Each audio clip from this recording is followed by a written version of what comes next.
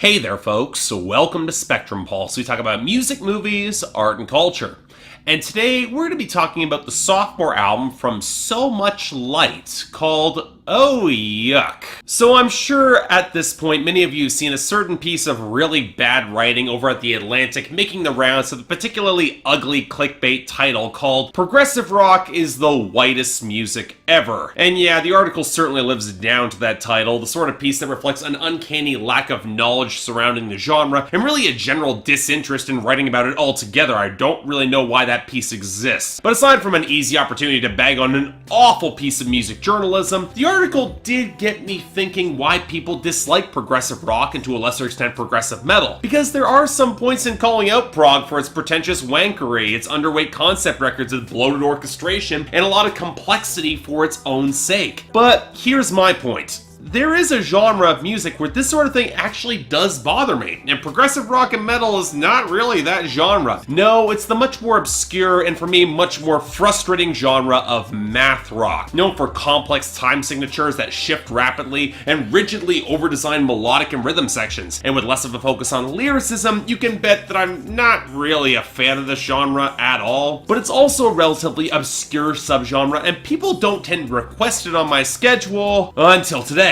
Which takes us to So Much Light, a Sacramento-based project for Damien Verrett, where on first listen, you could definitely see traces of math rock in the complex shifting time signatures and knotted melodies of his debut album Supine Spellbound in 2012. But the overall genre of the music proved to be a little bit tougher to follow, anchored almost entirely in acoustic guitar, and with a pretty impressive backing list of musicians to flesh out the sound with strings and horns, it would be easier to slot this towards acoustic-leaning indie rock, and then you get our frontman with a remarkably timid and thin vocal delivery and lyrics that would not be all that far removed from the weirder side of emo. So okay, I'll be blunt and say I wasn't really crazy about that debut album at all. Sure, it's got a couple fascinating arrangements, but little else that really gripped me. But we would not see another full-length So Much Light record for another 5 years. An EP in 2015, a few scattered singles, sure. But then they signed to Anti, and we now have a follow-up called Oh Yuck that dropped this year. So okay, how did that turn out? Oh man alive.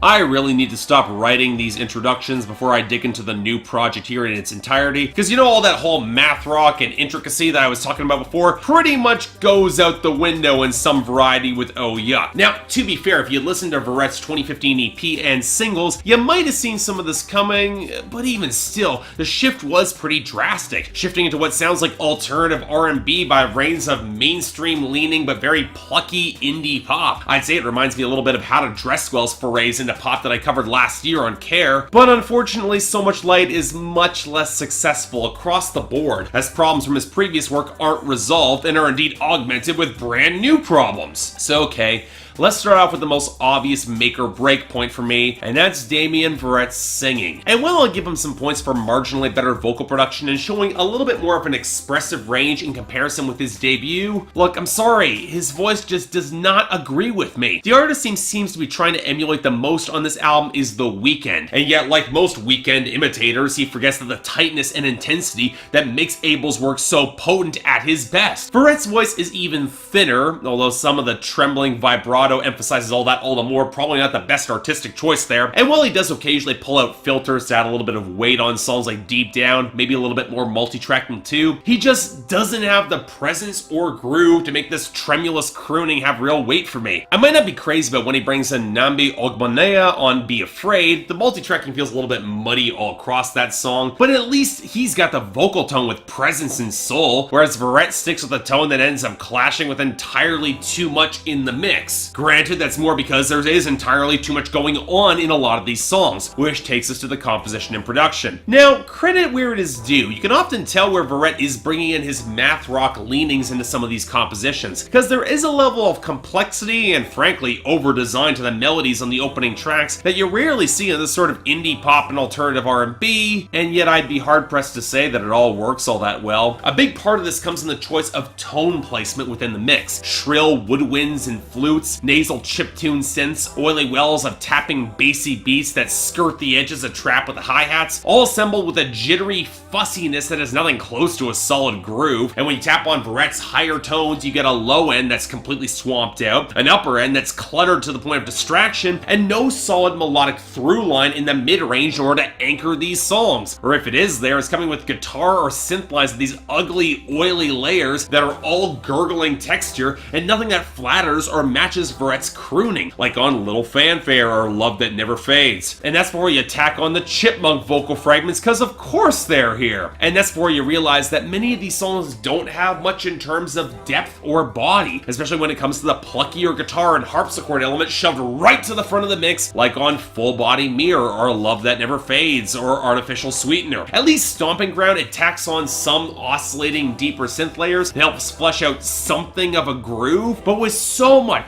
close to the front, it feels this uncomfortably tight feeling of intimacy that I'm not really sure is always appropriate for these songs, especially given the subject matter, and yes, we're going to get to that. Of course, that's when the composition bothers to get that complex. On the flip side, we get the relatively sparse and painfully dreary concession of modern alternative R&B with drippy synths and trap-adjacent percussion like on Idiot Soul, or hints of faded horns on Deep Down. Thank God the version of the album I got tacks on Let It Absorb You to the end of the album, which feels like a modern trap-influenced pop song that was imported to the 80s and actually assembles a halfway decent hook to it. But you know what, that's the thing. This record does have some hooks and melodic progressions that, if assembled to emphasize flow or groove or a better tone, could have worked far better. I might not be crazy about the more garish synths on Be Afraid, which feel imported from the mid to late 2000s and not the good part of it, but they at least bring some bombast there. And with the hooks behind Stomping Grounds, Full Body Mirror, and the unstable creaking flute trap fusion of Flagship, they do stick out. They could have worked. But now we gotta talk about the writing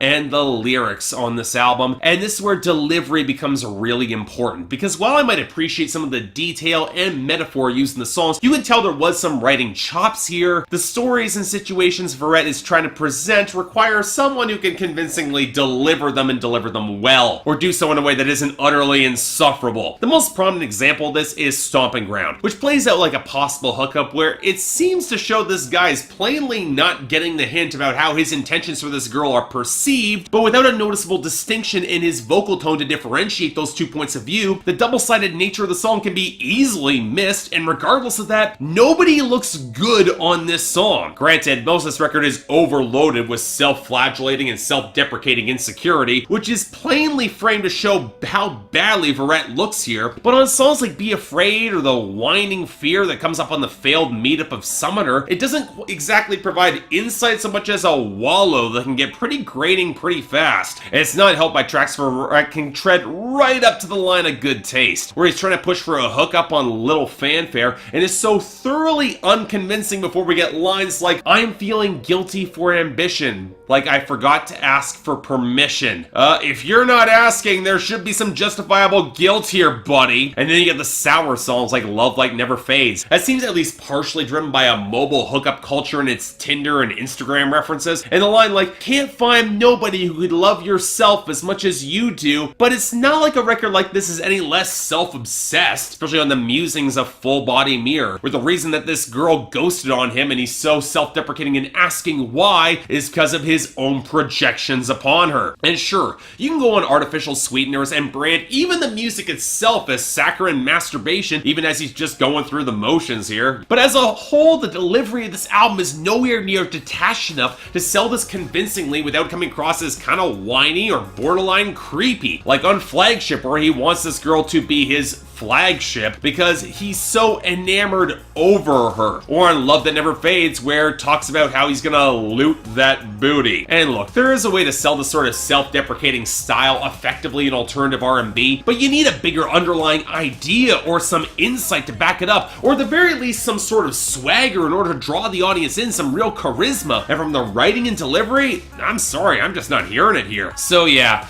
I did not care for this much on any level. The delivery has some trembling range, sure, I can see people liking this guy's voice, but none of the tight grooves of The Weeknd or the charismatic core of Mike Hadrius, for example. And when you pair it with production that feels either over-designed or hopelessly dull, or writing that splits the unfortunate difference between self-pitying, self-absorbed, and kinda sour, just makes for an overall listening experience that I just can't recommend, at least for me. Now, there are a few moments that are passable and kind of saves this from being an outright failure. Let It Absorb You is a decently balanced indie pop song that's actually pretty straightforward, and I do like it. And the bare bones piano and flutes on the instrumental Ultra Sunrise, they were pretty enough. But to me, this is an extremely light 5 out of 10, and I can't really recommend it all that much. I honestly think I'm going easy on it. If the sound and style, which I described, seems intriguing to you, check it out, I guess. And I'll admit that some of the fidgety indie pop R&B, that does have its fans, as does math rock, but you know what? I can't call myself one of them.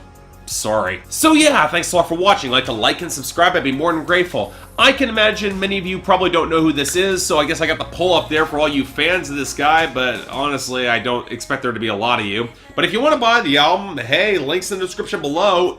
Will have its fans, I will admit that. Beyond that, anything else I might be able to do to improve my presentation, I'm all ears. If you guys want to get involved in my scheduling process, link to my Patreon is right over there, where 3 times a week you guys get to vote on my schedule, and once a week for the higher tier contributors, you guys get to add albums or even movies to that schedule. More details right there, but till then, I'm Mark, you're watching Spectrum Pulse, and I'll see you next time.